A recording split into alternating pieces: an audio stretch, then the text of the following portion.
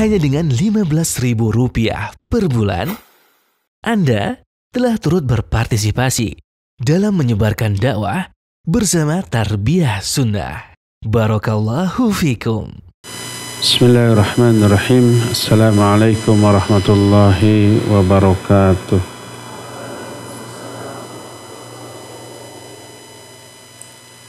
Alhamdulillah wassalatu wassalamu ala rasulillahi wa ba'd.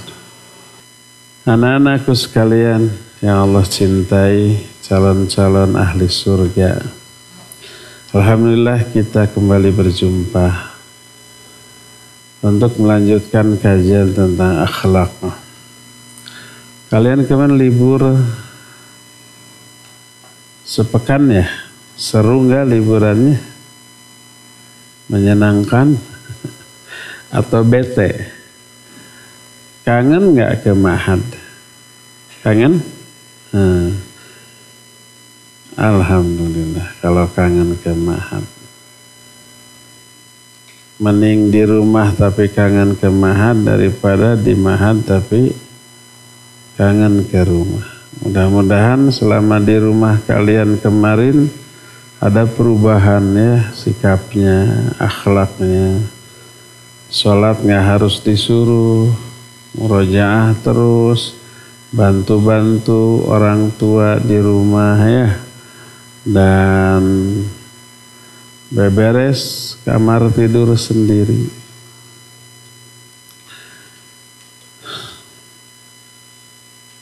Jadi nanti setiap sepulang liburan saya suka akan bertanya ke orang tua kalian, ada perubahan nggak? Kalau nggak ada perubahan, lebih ditekankan lagi nanti.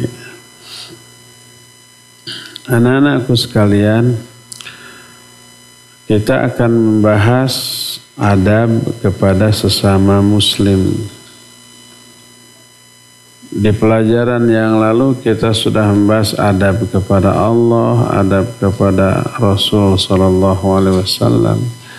Sekarang kita lanjut ke adab kepada sesama muslim. Adab yang pertama kepada sesama muslim adalah wajib saling mencintai, saling menyayangi, saling mengasihi. Kenapa? Karena sesama muslim itu saudara. Saudara yang diikat oleh keimanan. Kita iman kepada Allah, orang lain juga iman kepada Allah. Nah, sesama iman kepada Allah ini yang menjadi ikatan persaudaraan yang kuat. Makanya Allah berfirman di dalam salah satu ayat, innamal mu'minuna ikhwatun. Hanyalah sesama mukmin itu bersaudara. Kalau kepada sesama saudara wajib ada rasa sayang, rasa cinta. Sayang dan cintanya itu seperti satu tubuh. Kita punya tangan dua, punya jari, punya kaki juga dua, lutut, badan, telinga, dan seterusnya. Kita saling menyayangi antar sesama anggota tubuh. Coba umpamanya kalau wajah kita mau ada yang mukul orang, apa yang dilakukan oleh tangan? Nangkis ya, ditangkis. Kaki ikut melangkah mundur ke belakang biar nggak kena. Seduk kena sampai bonyot. Apa yang dilakukan oleh tangan? Dilus-elus, diusap-usap. Yang kena pipi, mata ikut nangis. bibir ikut meringis, ya enggak? Semuanya ikut merasakan penderitaan. Nah, persaudaraan sesama muslim itu ibarat persaudaraan sesama anggota tubuh. Satu bagian merasa sakit, yang lainnya ikut. Ada umpamanya borok di kaki. Maka akibatnya apa? Akibatnya semuanya merasakan penderitaan. Tangan ikut mengurus, memberi salep, memerban gitu ya. Terus muncul sesekelen. Saya nggak tahu apa sesekelen bahasa Indonesianya. Sesekelen itu ada apa, bengkak di selangkangan. Itu reaksi tubuh untuk membendung penyakit yang masuk melalui borok tadi, biar tidak menyebar. Jadi seperti itu persaudaraan sesama anggota tubuh kita. Nah, sesama muslim juga kayak begitu.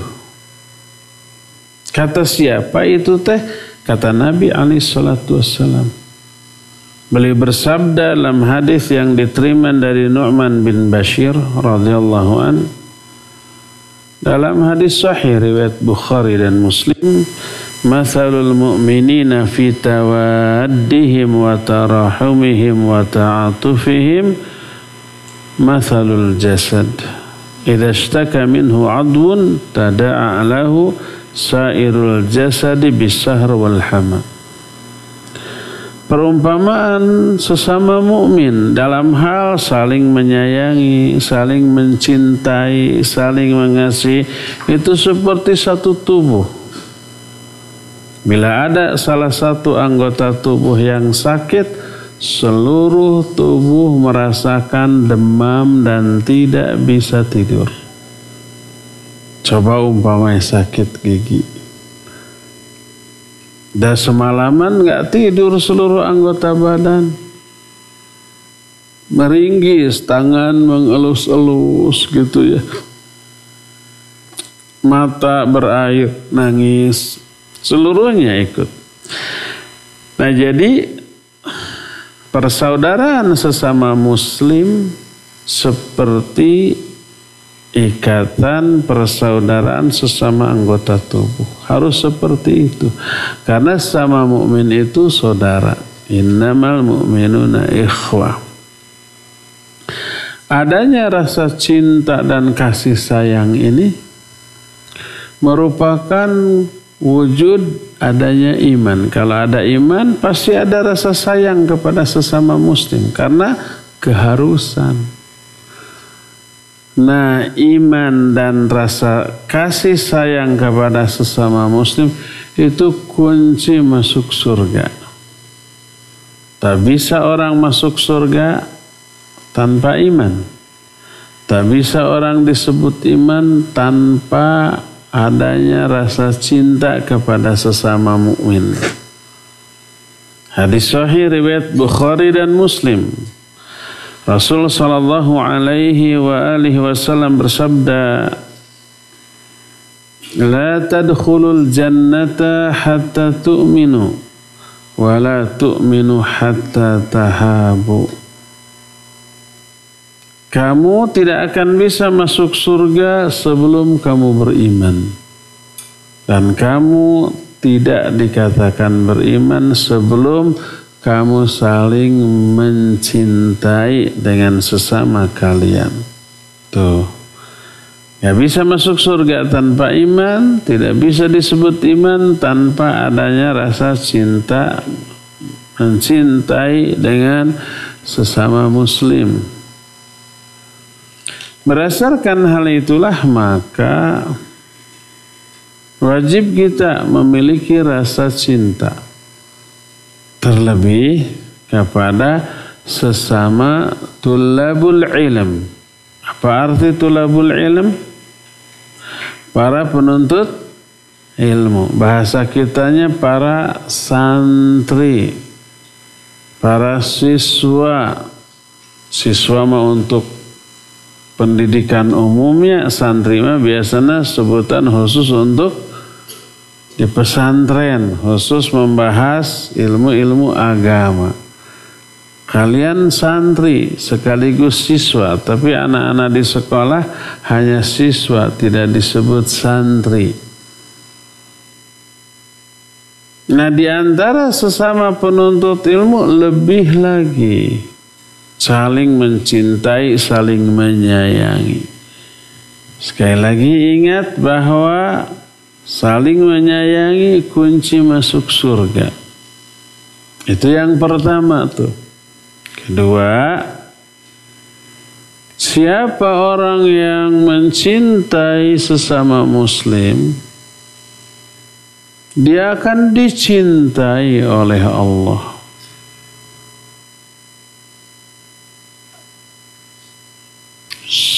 Untung apa rugi dicintai oleh Allah? Untung banget. فَإِذَا أَحْبَبْتُهُ كُنْتُ سَمْعَهُ الَّذِي يَسْمَعُ بِهِ. Kalau aku sudah mencintai seorang hamba, aku akan menjadi pendengarannya yang dengannya lah dia mendengar. Aku akan menjadi matanya yang dengannya lah dia melihat. Aku akan menjadi kedua tangannya, dengannya lah dia bertindak. Terus begitu tuh. Itu kalau orang sudah dicintai oleh Allah. Salah satu cara agar dicintai oleh Allah adalah mencintai sesama muslim. Bersabda Rasul sallallahu alaihi wasallam ketika menerangkan tentang keutamaan orang yang saling mencintai di antara sesama muslim. Kata Nabi alaihi salatu wassalam, "Inna rajula zara akhan lahu fil qaryatil ukhra." Ada seseorang tuh punya saudara sesama muslim tapi di kota lain, jauh. Tapi walaupun jauh dia datang berkunjung karena sayang kepada saudaranya, kangen kepada saudaranya. Mungkin kalian di sini punya sahabat, akrab, dekat, senang. Ketika kemarin pulang, aduh kangen, ingin segera ketemu lagi. Mungkin gitu.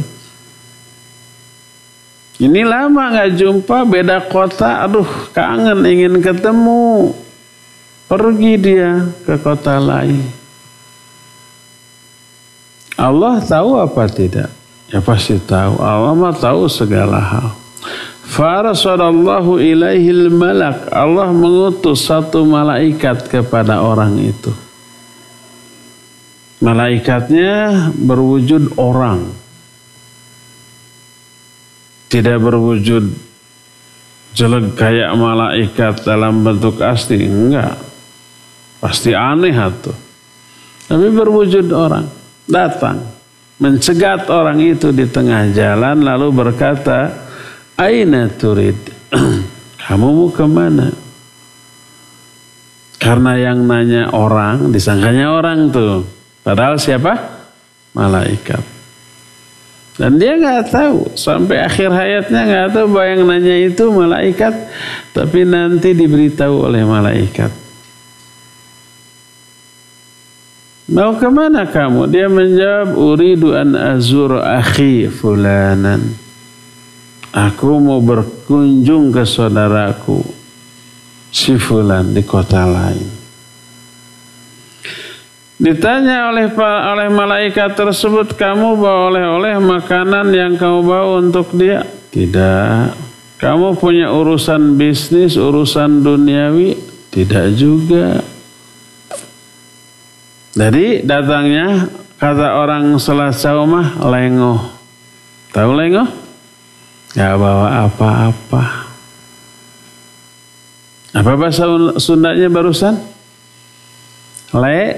Lengoh.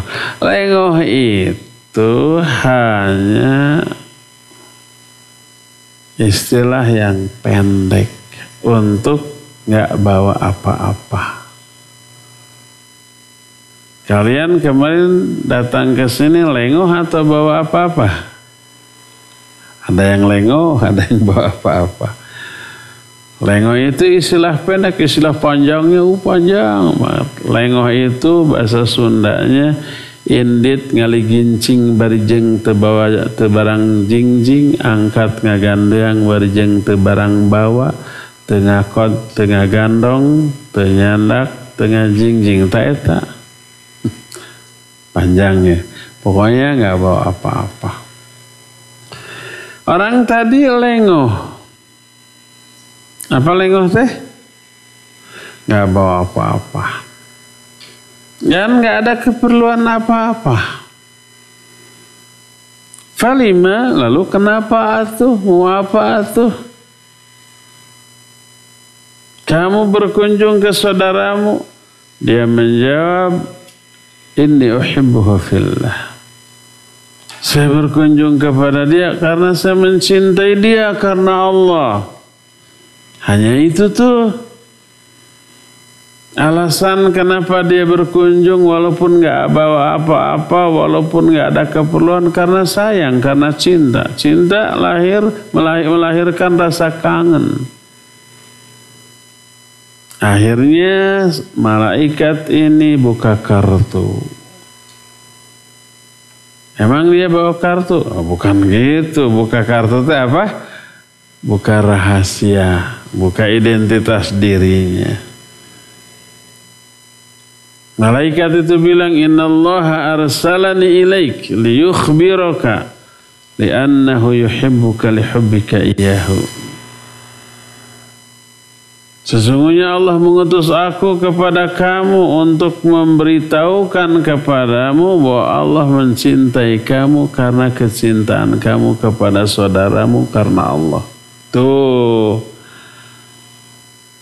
Segitunya Allah Azza wa Jalla memberikan apresiasi. Apa apresiasi? Memberikan penilaian.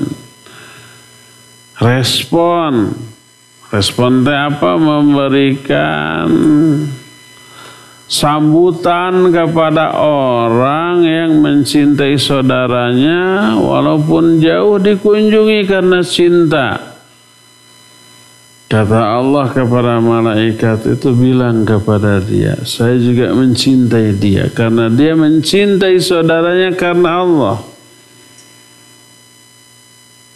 Ini keuntungan kedua dari orang-orang yang mencintai sesama muslim karena Allah.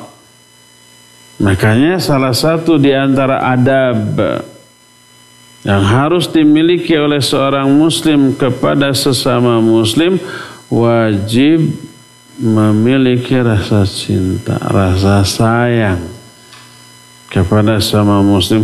Tidak boleh ada rasa benci, tidak boleh ada rasa dengki, apalagi sampai memusuhi. Terus walaupun orang lain jahat ke kita, jangan dibalas dengan kejahatan. Orang lain membenci kita, jangan balik membenci. Nih ada seorang sahabat yang diterangkan dalam hadis yang diterima dari Abu Hurairah radhiyallahu anhu. Kata Abu Hurairah, anna rajulan qala, ya Rasulullah, inna li qurbatan asiluhum wa yaqta'uni wa uhsinu ilaihim wa yusi'una ilayya wa ahlumu anhum wa yajhaluna alayya. Ada orang datang kepada Rasul sallallahu alaihi wasallam, wahai Rasulullah, saya punya kerabat. Saya suka silaturahmi dengan mereka. Melakukan kebaikan, ramah, bear, marahmai, dareh deh, somea. Itu artinya mukanya cerah ketika berjumpa. Suka ngirim makanan. Wa yaqta'unani, tapi mereka memutuskan silaturahmi denganku. Aku memberi perhatian, mereka cuek. Aku menyayangi mereka, mereka tidak menyukai aku. Wa usinu ilaihim wa yusyuna ilayya, saya berbuat kebaikan kepada mereka, mereka malah membalas dengan kejahatan, dengan keburukan. Wa ahlumu anhum wa yajhaluna alayya, saya sabar dalam menghadapi mereka, mereka mah sebaliknya. Saya harus bagaimana ya Rasulullah? Ada kalian yang punya saudara atau kawan kayak gitu? Kita baik ke dia, dia jahat ke kita.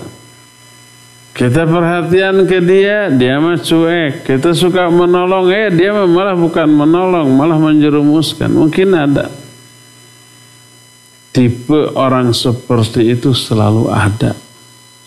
Di setiap tempat, di setiap zaman, di setiap generasi. Saya sudah mengalami beberapa generasi. Dari SD, SMP, SMA, perguruan tinggi, itu selalu di SD ada yang kayak gitu. Di SMP ada yang kayak gitu. SMA ada, di perguruan tinggi ada. Setelah terjun ke masyarakat, di tengah masyarakat ada yang kayak gitu.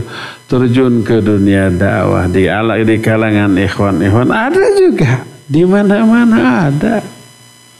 Mungkin kalian juga punya kawan seperti itu, buruk akhlaknya. Kita baik, dia buruk. Kita menolong, dia menjerumuskan. Kita perhatian, dia cuek. Kita melakukan kebaikan, dia balas dengan keburukan. Ada. Nah, di zaman sahabat ada. Ya Rasulullah, saya punya kerabat. Saya silaturahmi, mereka memutuskan silaturahmi. Saya berbuat baik, mereka berbuat buruk. Apa kata Nabi SAW?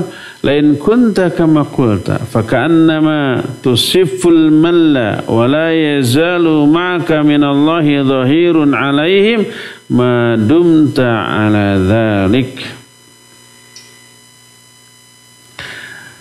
Kata Rasul SAW, kalau kamu benar-benar seperti yang kamu omongkan, kamu jujur, maka seolah-olah kamu itu tusiful malla. Makna tusiful malla, tut'imuhum ar-rumadal har. Kamu memberi makan kepada mereka dengan makanan atau dengan pasir yang sangat panas. Seolah-olah begitu maknanya nih.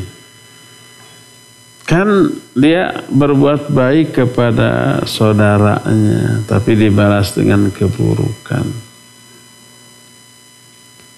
Nah, keburukan mereka itu merugikan mereka, seperti seolah-olah menerima makanan berupa pasir yang sangat panas. Karena ulah mereka sendiri. Wala yazalu ma'aka minallahi dhahirun alaihim ma dumta ala dzalik. Kamu selalu akan ditolong oleh Allah dalam menghadapi kejahatan mereka selama kamu berbuat baik kepada mereka. Tetap suruh berbuat baik. Al-Quran menyatakan idfa' billati hiya ahsan fa idzal ladzi bainaka wa bainahu adawah ka'annahu waliyyun hamim. Balas keburukan orang lain dengan kebaikan. Maka tiba-tiba orang-orang yang antara kamu dengan dia tadi ada permusuhan, itu berubah menjadi kawan yang sangat baik. Balas keburukan dengan kebaikan. Kita untung, dia rugi. Pernah Abu Bakar As-Siddiq radhiyallahu anhu. Orangnya kan dulu kaya raya. Selain kaya, dermawan. Suka nolong. Apalagi kerabat-kerabat yang ada hubungan persaudaraan dengan dia ditolong. dikasih pekerjaan, dikasih makanan, dikasih rumah, seperti itulah sejak mulai di Mekah sampai pindah ke Madinah. Karena Abu Bakar orang Mekah lalu pindah ke Madinah. Apa namanya orang yang seperti itu yang pindah dari Mekah ke Madinah? Muhajirin. Muhajirin itu. Muhajirin itu orang-orang yang pindah dari Mekah ke Madinah. Nah, ada orang yang dibantu kerabat-kerabatnya itu. Sejak di Mekah sampai pindah ke Madinah sampai hijrah. Di Madinah, Abu Bakar tidak hanya menolong orang-orang Muhajirin, tapi juga menolong orang-orang Ansor yang fakir, yang miskin. Ketika di Madinah terjadi fitnah terhadap Aisyah radhiyallahu anha, yang dihembuskan oleh orang-orang munafik, isi isunya itu gosip yang berkembang, hoax ini, berita bohong, Aisyah selingkuh dengan lelaki lain. Gara-gara Aisyah itu waktu bepergian dengan Nabi SAW, kan kalau bepergian Aisyah ditanduknya. Tahu ditanduk? Dipanggul, tapi bukan dipanggul digendong. Kalian tahu tanduk enggak? Dipikul oleh berapa orang? Berapa? 4. Tertutup. Aisyah kan kecil. Jadi waktu istirahat, Aisyah itu keluar mencari perhiasannya yang jatuh. Nah, ketika keluar, Nabi dan rombongan berangkat lagi.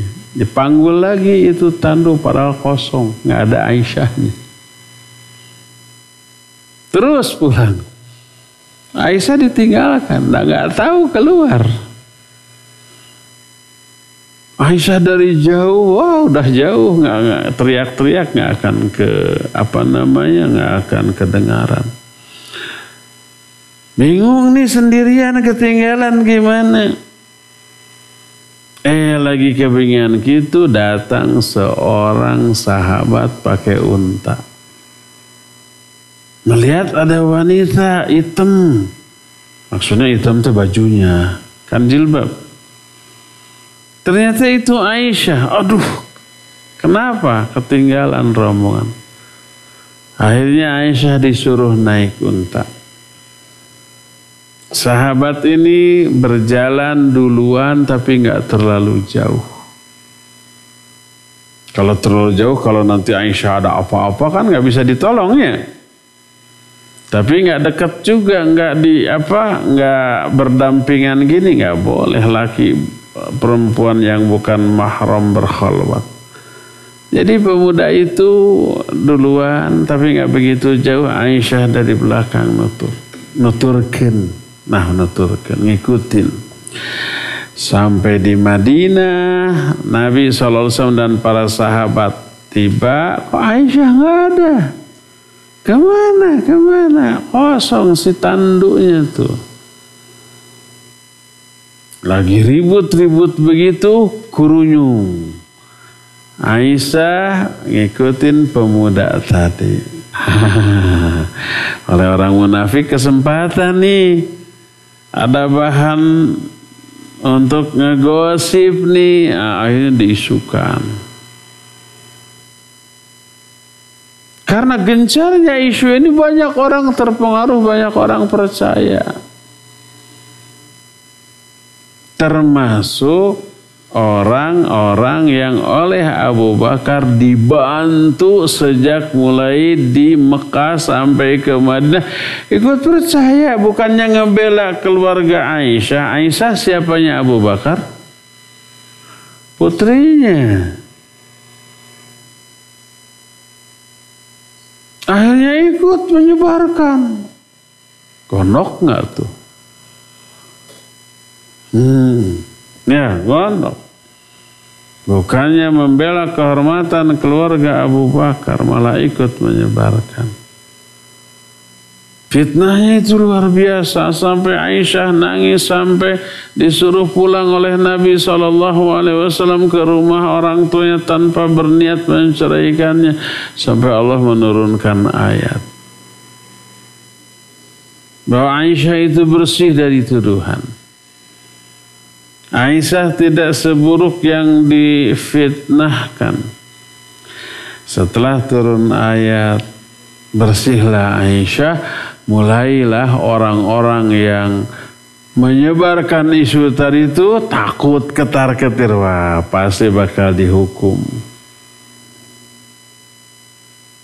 Abu Bakar As-Siddiq radhiyallahu an yang sudah yakin Aisyah nggak bersalah, turun ayat, terbuktikan Aisyah tidak bersalah.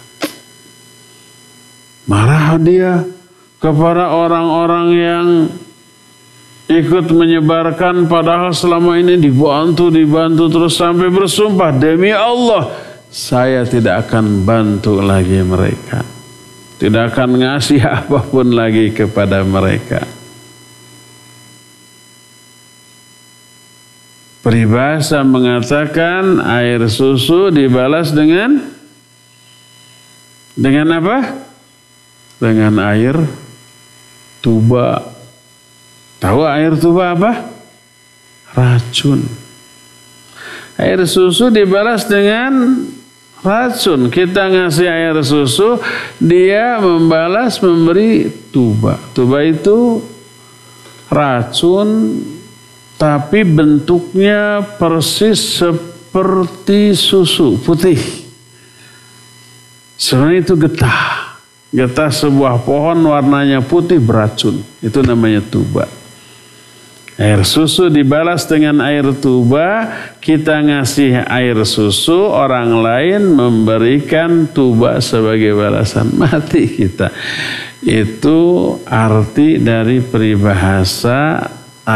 Peribahasa itu artinya kebaikan dibalas dengan keburukan.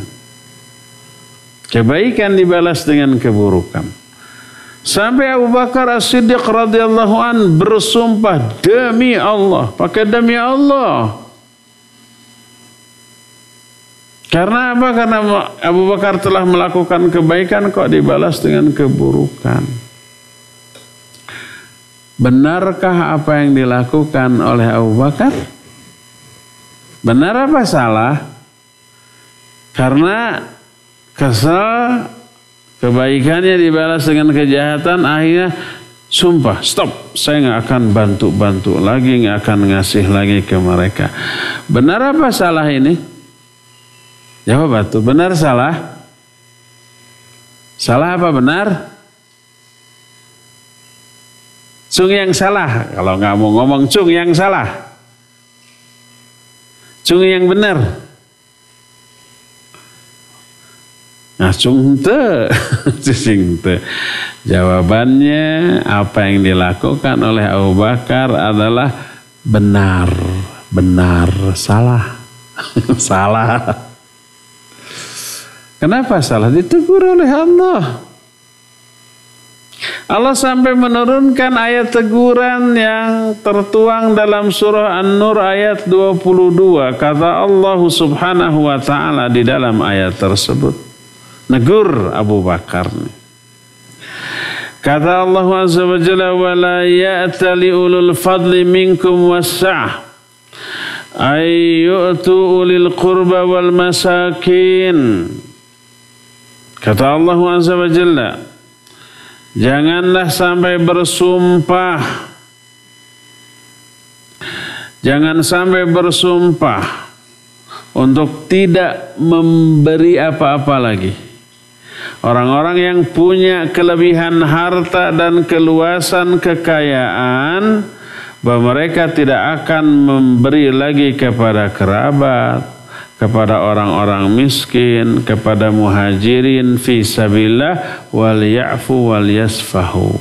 Maafkan mereka, toleranlah kepada mereka. Ala tuhibbuna yaghfirallahu lakum wallahu ghafurur rahim.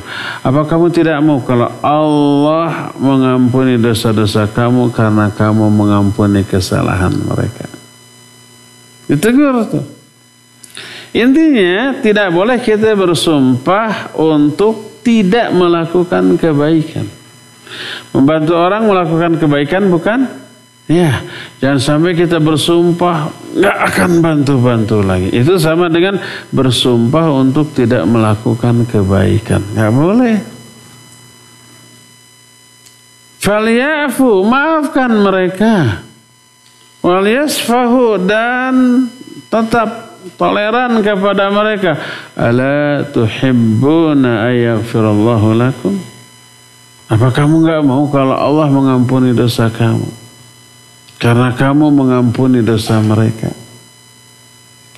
Abu Bakar As-Siddiq radhiyallahu an yang merasa bahwa ayat ini turun tentang dirinya, lalu merespon, bala nuhibbu an taghfir lana rabbi. Benar, kami suka kalau engkau ya Allah mengampuni dosa-dosa kami. Akhirnya dicabut sumpahnya, dibayar kifaratnya, dan tetap memberikan bantuan kepada orang-orang yang tadi jahat, yang tadi ikut menyebarkan apa? Gosip. Lihat, kejahatan orang tetap baik, tetap dibalas dengan kebaikan. Tetap. Allah menyatakan idfa' billati hiya ahsan. Balas keburukan itu dengan kebaikan. Nanti orang jahat tersebut malu sendiri. Sudah dijahatin, dibalasnya dengan kebaikan. Itu akan malu sendiri, akhirnya akan mendekat, dia minta maaf. Akhirnya dia akan mendekati kita, kemudian menyayangi kita, mendukung kita, bersahabat dengan kita. Persis seperti yang Allah terangkan dalam ayat tadi, setelah idfa' billati hiya ahsan fa idzal ladzi bainaka wa bainahu adawah ka'annahu waliyyun hamim. Maka orang yang tadi antara kamu dengan dia bermusuhan, itu berubah menjadi kawan yang dekat karena kebaikan yang kita lakukan. Ini ada pengalaman orang, ya, pengalaman orang. Ustadz ini pakai mobil, nyetir sendiri. Kenapa nyetir sendiri? Tahu nggak? Karena nyetir itu nggak bisa berdua. Ciu tuh gitar buat sahanu ngerem, sahanu ngegasnya. Makanya nyupir mah di mana-mana juga sendiri. Saat itu lagi nyetir mobil mau ngisi bensin, masuk ke pom bensin. Ada antrian. Di hadapan mobil Ustadz ini ada angkot. Antri juga. Di hadapan angkot ada beberapa antrian. Ketika orang lain terus maju, angkot ini tetap diem. Ditirit-tirit, tetot-tetot, nggak maju juga. Si Ustadz mikir mungkin ini mogok. Akhirnya Ustadz mundur dikit, akhirnya nyapta. Didahului. Pas didahului, woi, ngambek dia. Karena merasa disalib. Ya, ngambek dia, akhirnya dia duluan. Ustadz itu karena nggak tahu, ya udah mundur lagi. punten Kang gitu, sugante, mogok, ngomong. Ternyata si angkot tadi teh supirnya lagi ngitung uang receh untuk beli bensin. Uang receh bayaran dari penumpangnya. Ketika ngisi, berapa ngisinya? 2 liter. Mobil diisi 2 liter banyak apa sedikit? Sedikit. Sang Ustaz ngaharewas. Kasaha kasih petugas, kasih 10 liter. Nanti saya yang bayar.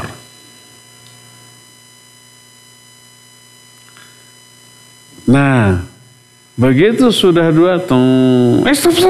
2 ini kenapa? 10 Kang. Enggak ada uangnya. Bias terus dipang bayarkan ku ieu. Loh, Hanas tadi poporongos. Tahu Hanas? Hanas teh apanya? Sudah kadung dia itu poporongos itu membentak-bentak, memarahi dia gitu. Jangan Ustaz itu hanya ngomong, bias Kang tadi abdi lepat. Ngerti nggak? Tadi saya salah. Sebagai permohonan maaf biar ditambah jadi 10 liter, uang itu sudah ambil aja nggak apa-apa, nanti saya yang bayar gitu. Apa yang terjadi? Nuhun Pak Haji jazakallahu khair, nangkep seperti itu. Tadi mah menghina, menyebut teroris segala macam, pada ustaz nate berjenggot, dasar teroris kayak gitulah. Mulutnya itu kayak AK-47 gitu. muncratnya segala macam. Teroris wah segala macam, dibom siapa kayak gitulah. Kayak gitulah. Ya udah, ini orang awam jangan dilayani. Jangan langsung pasang kuda-kuda. Biarkan, karena mereka awam. Mereka tipis iman, buah sholat, buah henteu. Mudah sekali tersulut emosinya. Kalau kita lawan, tidak ada kebaikan dan manfaat, yang ada madarat. Nah, tapi kalau kita merasa salah, minta maaf, kemudian diberikan kebaikan. Setelah itu dia merangkul, didoakan Pak Haji punten tadinya, maaf ya saya tadi ngomong kayak gitu, Pak Haji orang baik. Udah, assalamualaikum. Padahal Batak. Mungkin Islam, mungkin ya Allah.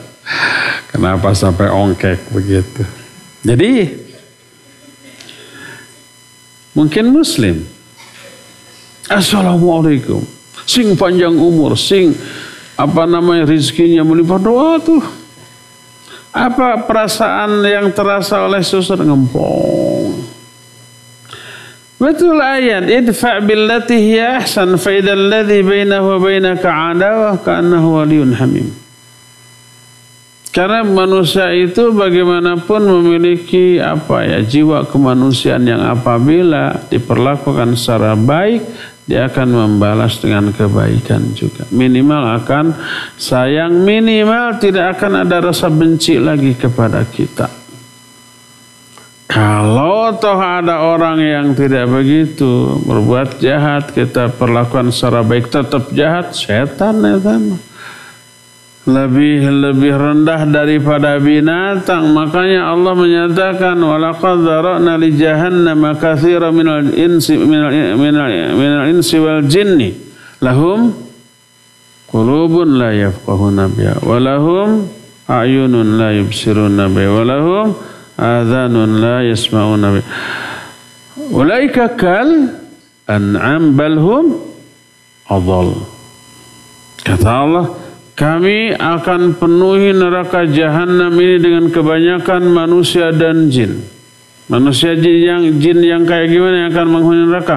Mereka punya hati, tapi hatinya tidak dipakai untuk memahami. Mereka punya mata, tapi matanya tidak dipakai untuk melihat kebenaran. Mereka punya telinga, tapi tidak dipakai untuk mendengarkan kebenaran. Mereka itu ulaika kal an'am, seperti binatang, balhum adol, bahkan lebih sesat daripada binatang. Ada manusia yang lebih jahat dari binatang? Banyak. Binatang itu kalau sejak kecil dipelihara, itu baik ke kita. So kucing sekali aja kita kasih makan, nunutur tuh. Nyamperin lagi, gosok-gosokan badannya ke kaki kita ya. Kalian pernah lihat nggak video di YouTube gitu, ada seekor singa gitu diurus sejak kecil oleh sebuah keluarga sampai besar. Wah, itu sudah kayak keluarga, sudah kegelutan gitu ya, bercanda gitu. Si singa juga kelihatannya sayang. Suatu saat ada aturan pemerintah nggak boleh memelihara ini, apalagi sudah dewasa.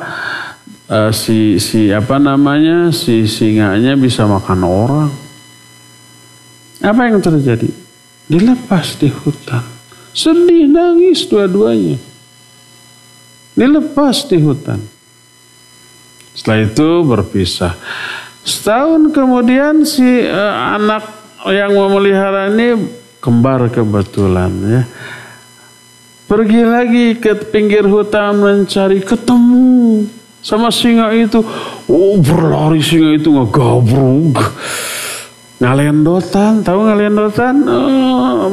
Menjilati, wah kelihatan seperti kangen banget. Diterkam, tapi bukan diterkam dimakan, dipeluk, dijilatin, dua-duanya. Ya. Itu binatang.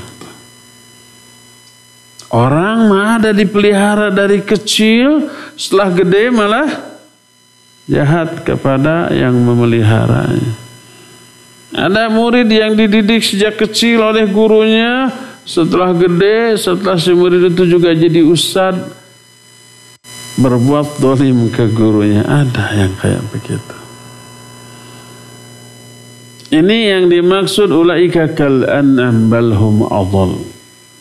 Mereka yang akan menghuni neraka jahanam itu orang-orang yang lebih sesat daripada binatang. Seperti binatang, balhum adall, bahkan lebih sesat lagi daripada binatang. Nah, jadi kita lihat ayat hadis memerintahkan kita untuk membalas keburukan dengan kebaikan. Karena orang yang jahat itu juga muslim, masih saudara kita. Sebagai saudara tetap ada apa? Ada rasa cinta. Dan rasa cinta ini merupakan bukti adanya iman dalam diri kita, dan iman merupakan kunci surga. Innamal mu'minuna ikhwah. Hanyalah sesama mukmin itu bersaudara. La tadkhulul jannata hatta tu'minu wa la tu'minu hatta tahabu. Kamu enggak akan bisa masuk surga sebelum kamu beriman, dan kamu tidak disebut beriman sebelum saling mencintai. Jadi adab yang pertama antara sama muslim yaitu wajib saling mencintai karena Allah, ya. Cukup sampai di sini dulu, dan kita masih punya sisa waktu untuk bertanya jawab. Wassallallahu ala nabiyina Muhammadin wa ala alihi wa ashabihi wasallam. Silakan siapa yang mau bertanya. Kamu menggeliat apa bertanya? Kasih.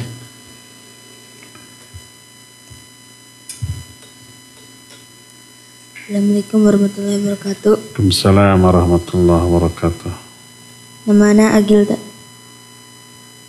Siapa? Agil. Agil. Agil, nanya apa Agil? Saya mau tanya, Hukum makan makanan acara tahlilan itu apa tuh? Hukum memakan makanan di acara tahlilan. Kemarin makan ya? Iya, barakallahu fiik. Kita perluas pertanyaannya.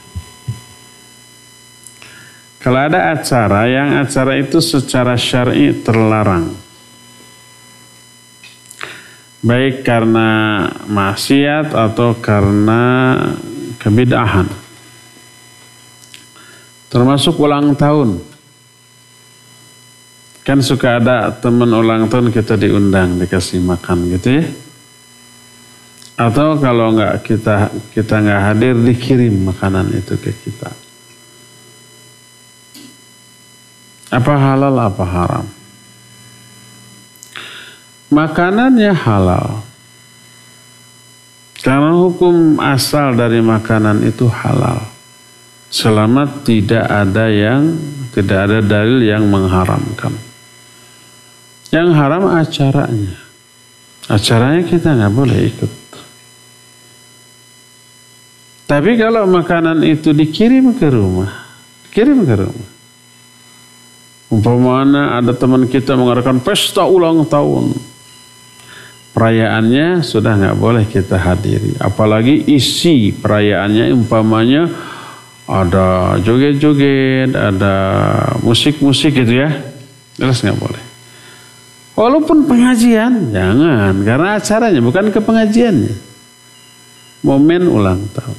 Kita tidak hadir. Dikirim. Makanannya halal. Termasuk umpamanya ada acara yang seperti tadi. Orang mati lalu mengadakan hajatan. Kita nggak boleh hadir makan minum atau berkumpul di tempat orang kematian. Itu dosanya sama dengan meratap. Itu dosa besar. Ternyata kita dikirim ke rumah. Maka makanannya halal. Yang haram adalah mengikuti apa? Acaranya. Nah, kecuali kalau umpamanya ada orang yang meninggal, kita melayat. Malah kita ikut sibuk mempersiapkan segala sesuatunya. Keluarganya karena sedih, tidak bisa masak, tidak menyediakan apapun. Tapi tetangganya atau siapa gitu kawannya mensuplai makanan. Mengirim makanan untuk keluarganya, untuk orang-orang yang sedang bekerja, memandikan, mengkafani, menggali kuburannya, disiapkan makanan, minuman, makanan. Tapi bukan oleh keluarga yang meninggal. Tapi mungkin oleh RT, RW, oleh tetangga, oleh kawan-kawannya patungan yuk. Orang yang ditinggal mati itu nggak mikir masaknya nggak. Padahal mereka harus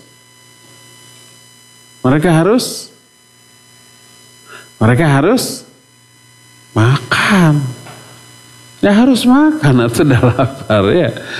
Tapi nggak keingetan, nggak kepikiran, dan juga ingatnya sedih gitu ya. Nah kita tetangga ya, baik masak ataupun beli nasi box, nasi kotak gitu, mau Padang, mau Sunda, mau apa, kasih. Terus yang kerja nih, ngaleut heula, makan dulu. Tapi bersumber dari tetangganya atau orang lain, bukan orang yang atau keluarga yang kematian. Boleh. Gak apa-apa, gak masalah. Waktu sekitar 3 tahun yang lalu ya, ibu saya rahimahullah meninggal. Di sini, kuburkannya di sini. Banyak yang melayat dari luar kota. Kawan-kawan saya yang lama, kawan SMP, SMA juga ada datang tuh. Sudah kakek-kakek, sudah nenek-nenek, dah SMP teh baheula. Datang. Disuguhi. Ada kue, ada makanan, ada minuman. Kawan saya kaget loh, Ustadz katanya kan nggak boleh makan minum di keluarga orang yang meninggal. Kok Ustadz nyuguhin?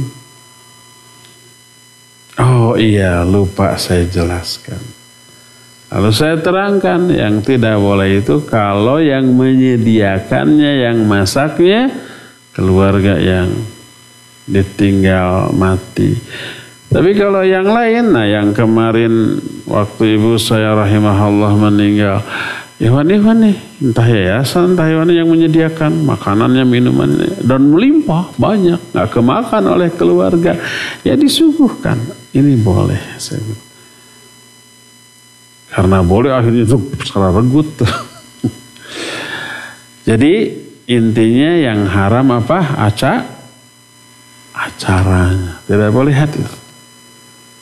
Baik makan di sana atau tidak makan di sana tidak boleh hadir. Adapun kalau dikirim ke rumah, dikasih baik acara ulang tahun, acara kematian, acara apapun yang secara syar'i terlarang, maka boleh untuk kita makan. Wallahu a'lam. Makan.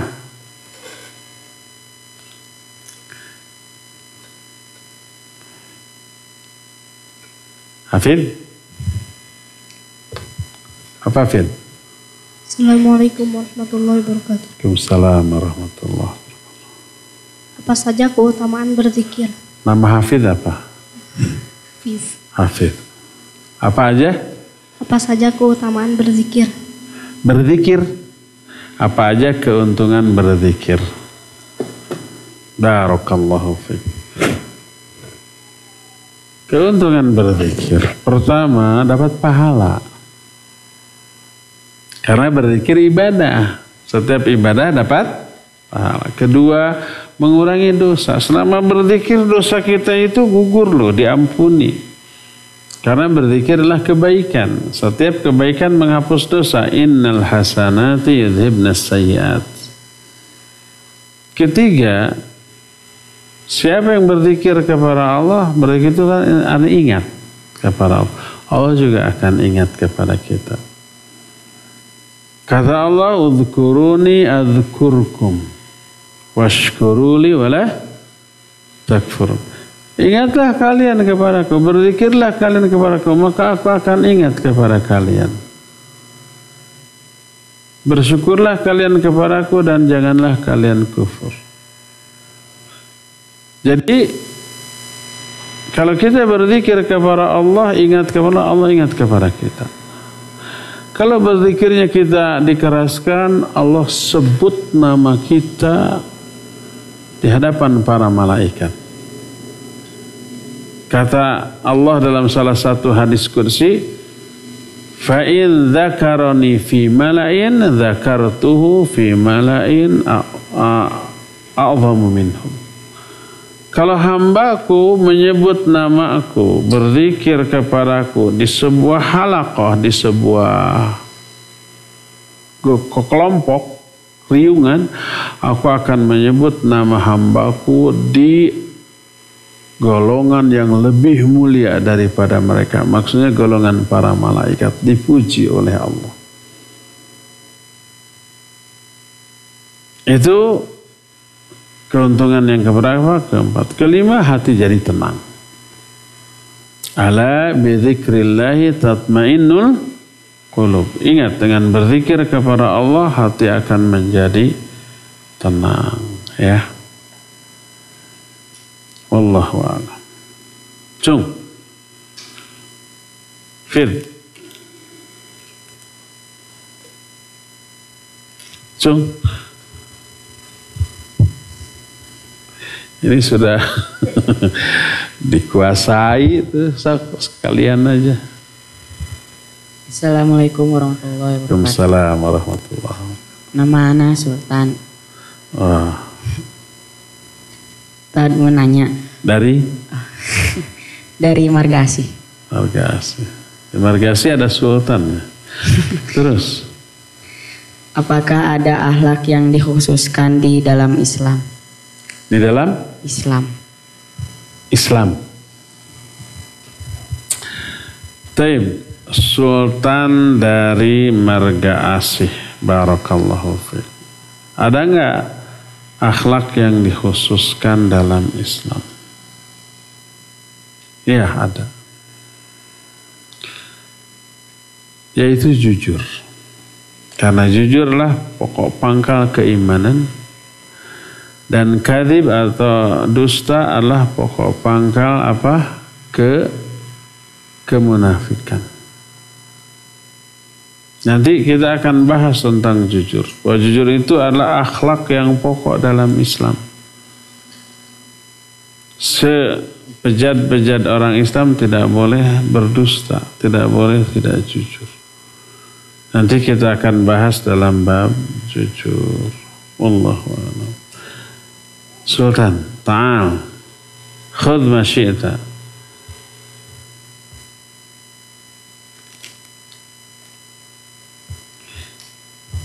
Bukhari, soalnya siapa lagi yang akan bertanya? Siapa lagi yang akan bertanya? 5. Siapa lagi yang akan bertanya? 6, 7, 8. Udah. Sudah habis waktunya. Ada tamu sekarang cukup. Ini 1, 2, 3, 4, 5, 6, 7. Yang tadi tujuan.